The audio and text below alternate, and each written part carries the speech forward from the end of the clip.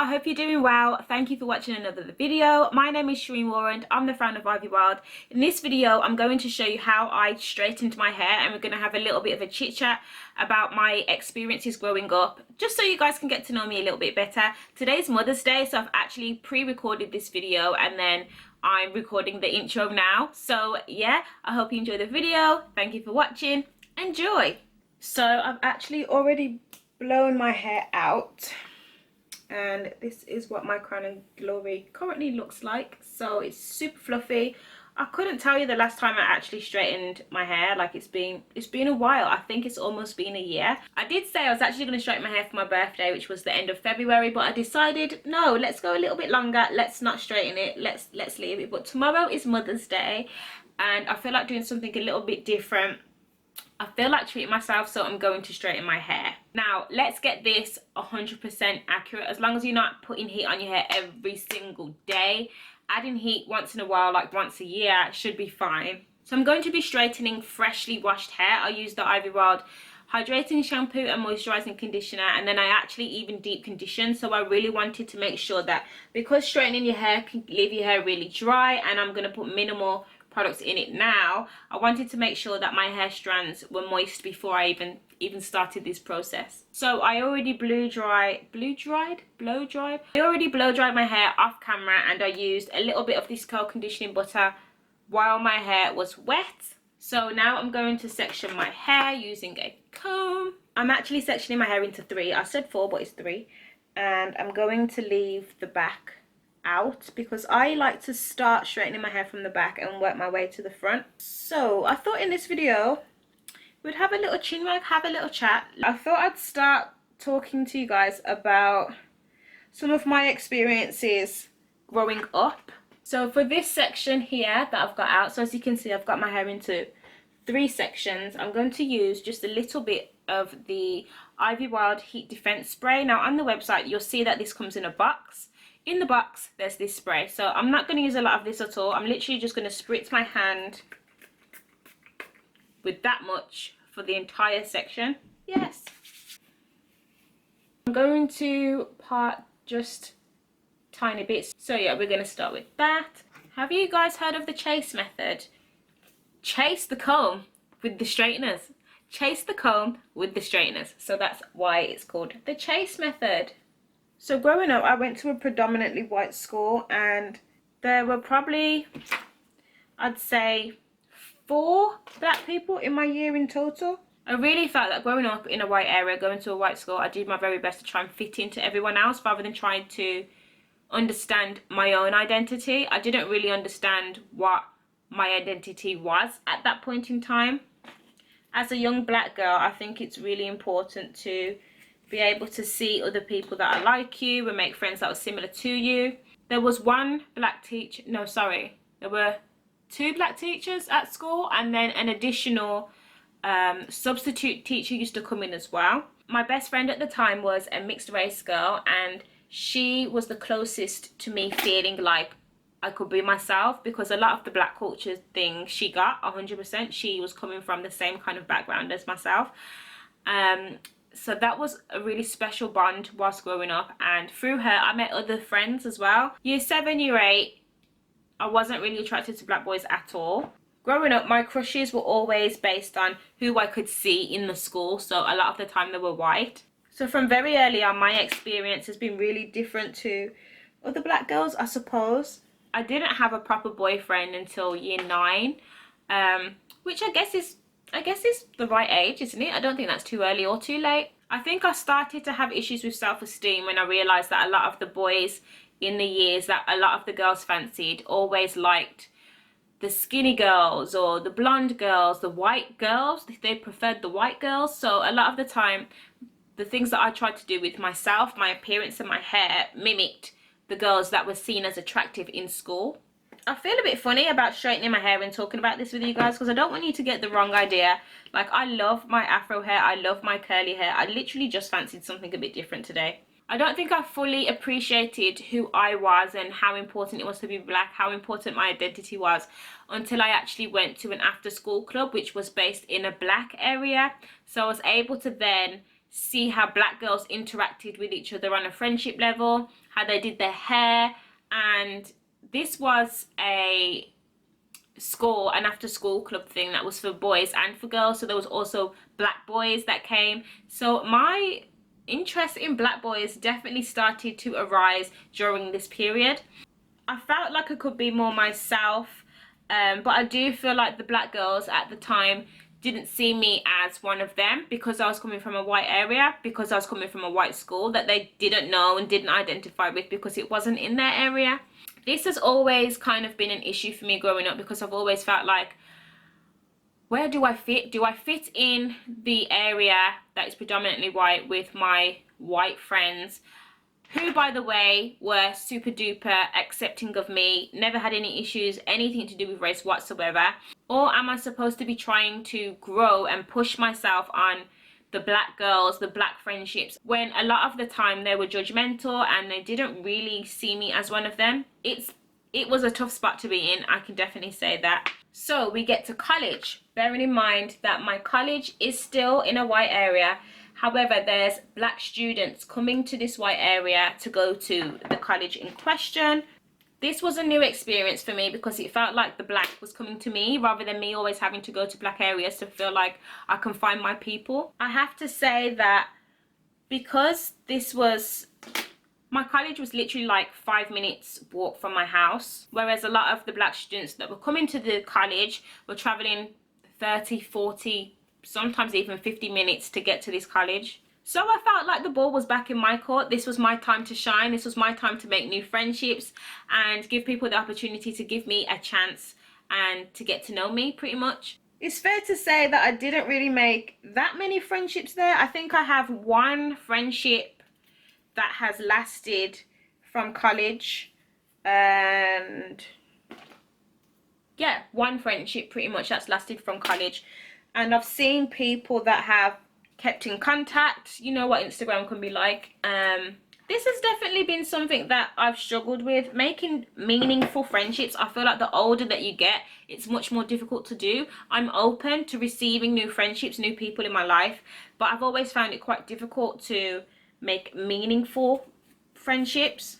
Does anyone have any tips on how to do that? Because I definitely want to make sure that I'm building bonds during my lifetime. I feel like as I said, the older you get, the less friends you have.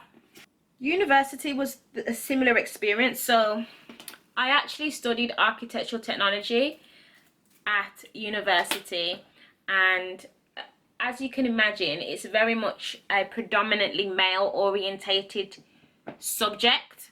I was really lucky to have some special friends at university that I do actually still keep in touch with. One is mixed race and two of them are Indian. I feel like that group of friends at university, we really bonded, not only because we were women, but also because we were all in an ethnic minority group. So we had a lot of experiences that were similar to each other. This was the first group of friends that I felt like actually understood me, and I felt like I understood them. You guys, can you imagine, like, during my school period, I hardly ever had any friends come and celebrate birthdays with me. I can remember on my 16th birthday, I got myself all dressed up already. The plan was to go ice skating, and not one friend actually made the time to come ice skating with me. Look at this sunshine, it's really coming through. So I never actually wanted to finish university. My mum is the person who encouraged me to make sure that I finished and got a degree. I think I was in my second year and I really thought, you know what, this isn't what I want to do. I'm not really enjoying this course. But my mum, she made sure, or, well, I wouldn't say made sure, because at the end of the day, it was still my choice. I decided, so I'm taking ownership. I decided I was going to finish, but a lot of that influence was because I wanted to make my mum proud and I didn't want to let her down. Plus, I already invested so much time. Why not just do one more year and get it finished? That was my thought process. So I finished that one section at the back. Show you guys. Two reasons why I'm really glad I finished university. Number one, because I've always had something to fall back on. I've been in and out of different jobs whilst building this business, and I'm still in another job now related to my field of expertise. and I'm really glad I've got it, because I have to say, when times have got difficult, my business has always been my priority, but sometimes it hasn't always helped to pay the bills. Another reason why I feel like university has been beneficial for me is because it's given me a level of education, and it's given me an open-mindedness, as in there's some the people that have been to uni will get it, like it's an experience that you've learned from, and it just opens up your mind.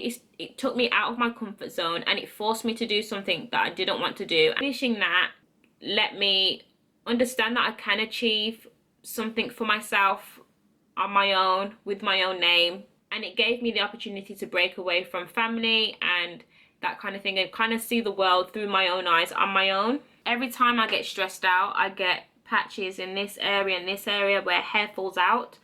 So recently I've had quite a lot of death to deal with, as well as this COVID crisis that we've all been going through. And to be honest, a lot of people that I've spoken to have had death that they've had to deal with. Even my dog died, guys. Like, my dog died 2 weeks ago. It's just been a lot of stress lately, a lot of strain. So yeah, we're gonna have to start from basics. I've had, like, I don't know if you can see that patch there, that entire patch of hair's fallen out. So we're starting from basics with that again. So this Scalp Soother Oil is my best friend for growing my edges back, and anytime I've got my hair slick, I'm using the Ivy Wild Edge Control, because it has castor oil, jojoba oil and beeswax, which are fantastic for helping to grow your hair back if you've got a situation like mine. So as I mentioned, I was in and out of different jobs to do with architectural technology. To begin with, when I just graduated, I thought, okay, I'm gonna try my hardest to get a job in this profession and give it a fair chance in an actual role. I volunteered, guys. I volunteered at an architectural firm. I created some drawings for them, and yeah, it was a good start. I then used my drawing expertise. So in architecture, you have this whole area of design, which is really important. You have to make sure that the drawings that you're producing are accurate, because of course those drawings are going to be used to build. What I actually did was use those expertise of using a program called Revit and a program called CAD, which is computer aided design.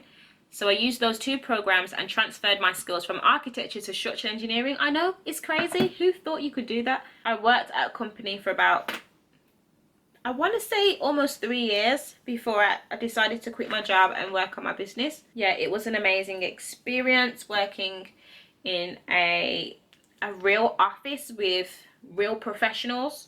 But running a business has always been what I'm passionate about, and that's what I wanted to do with my time. Oh, I forgot to say, in 2012, so during my, I want to say, second year at university, second or third year, which I guess probably was something that influenced the way I felt about university in my second year. In 2012, I actually was part of an entrepreneurial store for my business at the time, which was called Bonnie Lush Hair. I used to sell hair extensions at this point in time. During this year, I was also on a show called Be Your Own Boss, which was aired on BBC Three. The host of the show was actually Richard Reed, the co-founder of Innocent Smoothies. So that was a fantastic opportunity to be on that show. So the main reason why I swapped from selling hair extensions to natural hair products was because I just didn't believe in selling hair extensions to people that didn't do their research into why they wanted to wear hair extensions. And this has been part of the reason as to why I really advocate for people to at least try rocking their natural hair, try and get used to their natural hair. I did a lot of research into Black history, into Egypt. Okay, halfway through, and hair's looking great so far. The sun's finally gone in, so you can see me now. This is how lovely my hair looks. Let's finish the other side. I haven't actually decided how I'm going to style it. I just know that I wanted to do something a little bit different. I got a little bit bored, as we all do from time to time with our hair. Okay, I'm not going to take that one out. I'm actually going to start at the back. Okay, so before my camera battery died, I was talking to you guys about my job at the time before I'd quit and started the business properly. I think my experience at work in a professional setting with my hair was Interesting. I was the hair extensions queen first and foremost. I loved rocking my hair in different hair extensions, different colors. I was definitely much more experimental than I am now. Actually, I take that back. I am still experimental, but in a different way. At the time, I really felt like I was eager to fit in. Again, that same kind of feeling of imposter syndrome when you're in a working environment is the same feeling I got from when I was at school. Being around people that weren't necessarily used to my hair out natural. I don't think I ever rocked my hair natural whilst I was in that working place. I think it definitely takes time to build up the confidence to feel like you can rock your hair natural, which is really sad, and that needs to change. Now you will see me with an afro because this is my natural hair. I was born this way and I love it. I love the versatility of my natural hair. I love that I've got options with it. I love that today I'm deciding to straighten it. For people who are in the transitioning stage, what got you to that point? How do you want to see yourself when you have natural hair? Are you going to rock your natural hair? What would it take for you to feel comfortable in order to do that? I think because I was in a professional environment, I definitely wanted to make sure like I looked professional and that other people would accept me based on how I looked rather than the amount of work that I did. To be honest, I wasn't even that confident in the work I was doing.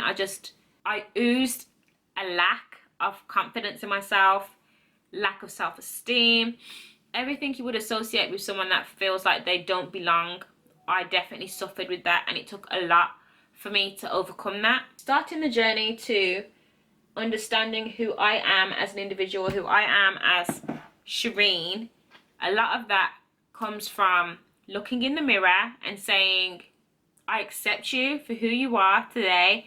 Just understanding that I'm unique as a person, as is everyone else. We all have unique qualities about us. We have to appreciate for ourselves. And I think this time, 10 years ago, I would never record myself with my natural hair out, no makeup on, not a piece of lip gloss in sight, and I feel fine. I love it. I feel comfortable and confident enough to share my story about not being in love with myself 24/7, and I feel fine sharing that with you guys. Because I feel like I know someone else out there is either going through this or they've been through this. And this road to self-love is consistent. It's something that we actively have to do on a daily basis, even if that's 5, 10, 15 minutes of us on our own. Bearing in mind, I am a mom as well, so I have to make sure that I've got time to give to my son and hubby, fiance. He needs time as well. So when does Shireen get time? When does Shireen get time to sit and understand and process the act of self-love on a daily basis? Taking time for yourself is essential, because I never want to get back to the point where I'm doing things so that other people will accept me, so that I'm feeling as though I'm being accepted by other people. I don't need to validate my existence to anyone. I'm happy with me. I'm happy with who I am as a person. I make my own choices. I make my own decisions, and I own my choices. And by the way, self-love looks different to each of us. So me saying that, me being on camera, speaking to you guys naturally with my natural hair, my natural face, that's my version of what self-love can look like.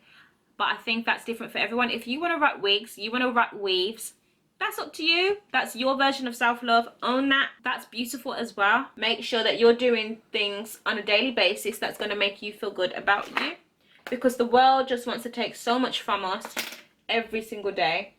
By the way, something else I've been doing actively is cutting down my time on social media, because that just overwhelms me sometimes. I need a break from other people's stuff that they're putting out there. I just need some time for just me. And honestly, I've seen benefits from it already. I'm spending more time with my son, and I'm actually spending quality time. So I'm not picking up my phone every 5 seconds, and I'm actually paying attention to what he's doing and not missing stuff.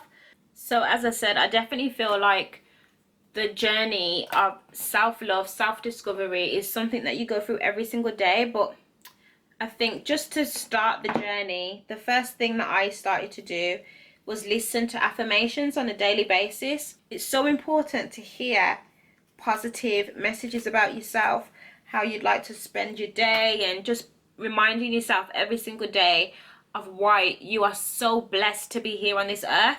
And I think if anything, this year has definitely shown us that. And the last couple of months for me, that has definitely been a lesson for me, and to be grateful for everything that I have.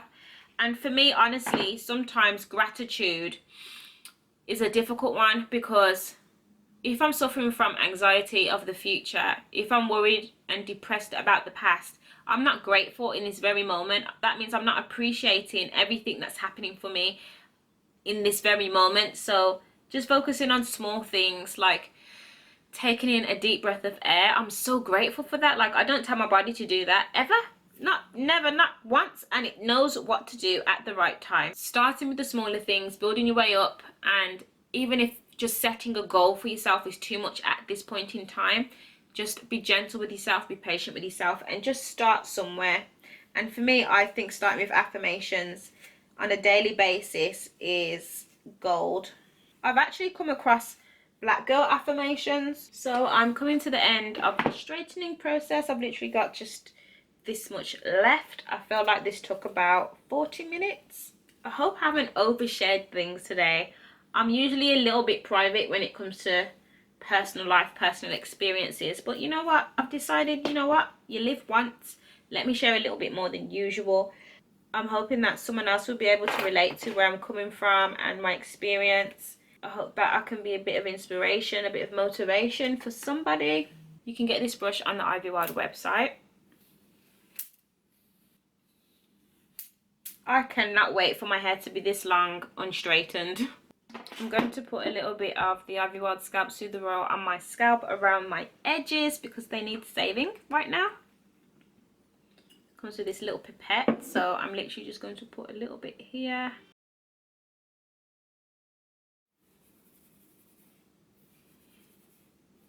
I'm not sure how I'm going to style my hair tomorrow on Mother's Day, but for now I'm just going to put it in a bobble. I hope you enjoyed a little bit about my experience growing up as a black girl, and you know, just what led me to get to where I am today. Hey, I'm in different clothes, so as you can see, I recorded that video yesterday. Today's Mother's Day. I'm feeling super cute today. It's just nice to do something a bit different with my hair and actually see how long it is straightened out. I'm not going to be adding heat all the time, like this is a one-off, so it's just nice to experiment and do something a bit different. If you enjoyed the video today, please give it a thumbs up, and thank you for watching. I'll see you in the next video. Bye for now.